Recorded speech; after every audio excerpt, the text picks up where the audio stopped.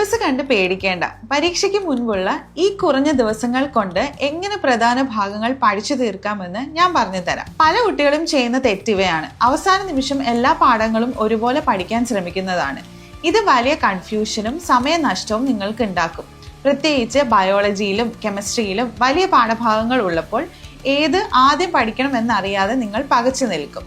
ഇത് പരീക്ഷാപ്പേടി കൂട്ടാൻ മാത്രമേ നിങ്ങളെ സഹായിക്കുകയുള്ളൂ. ഇവിടെ നമ്മൾ ഉപയോഗിക്കേണ്ടത് 80/20 റൂളാണ്. അതായത് നിങ്ങളുടെ ക്വസ്റ്റ്യൻ പേപ്പറിലെ 80% ചോദ്യങ്ങളും വരുന്നത് 20% പ്രധാനപ്പെട്ട ഭാഗങ്ങളിൽ നിന്നായിരിക്കും.